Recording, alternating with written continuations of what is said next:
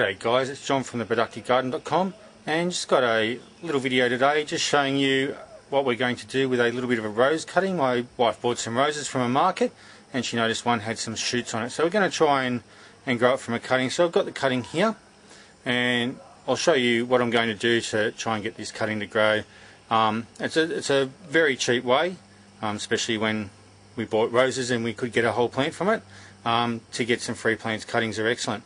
So I'll show you how to do that. Okay, so you can see we've got the cutting here and we've got a big bud sprouting here and we've got a smaller bud sprouting here, and this is from bottom to top here.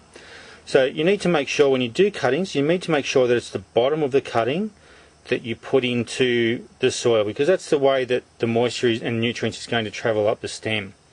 Okay, now what I want to do is I want to put it into the dirt up to about here, so that this sprout is underneath the soil, because that's where I'm imagining roots are going to sprout from. Okay, when roots grow, and this one will obviously be above the dirt and it'll grow. Now I've only just cut this, it's a little bit bruised, but I've only just cut this so it's fresh. What I'm going to do is I'm going to dip it in some honey. Now this is just normal honey. If you can get like fresh, like local honey that hasn't gone through the whole commercial process, that's a bit better because it's not as processed, not as cleaned and filtered and all that sort of stuff. But this will do for today. So let's get a bit of honey down.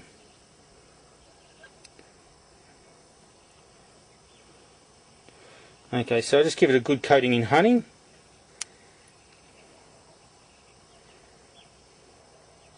I made sure it was nice and clean so we wouldn't be putting any dirt in our honey.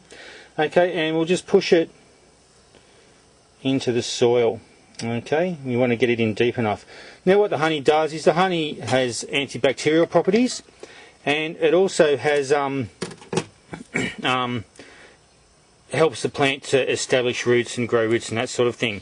So we've got the cutting in there, put it in there, and we'll give it some water. Now I've already given this this seed raising mix here a bit of a water, so it's already pretty wet, but I'll just give it a little bit more.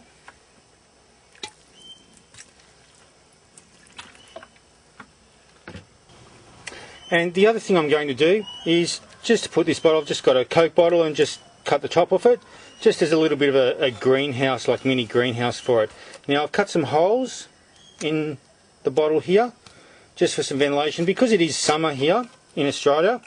It's hot and I don't want things to get too humid in here, so it's just a hole so a bit of excess moisture can escape from here, because it's going to trap in some warmth, it's going to give it some extra warmth to develop, but I'm not trapping too much moisture and encourage fungus. So we're just going to put that over the top of the cutting, and we'll just leave that and make sure we keep it reasonably moist without being too wet, and see if we can get some roots to grow. Okay, we'll give some updates on this in the future and show you how it's going. Okay, I hope you got something from that, and until next time, happy productive gardening. Bye.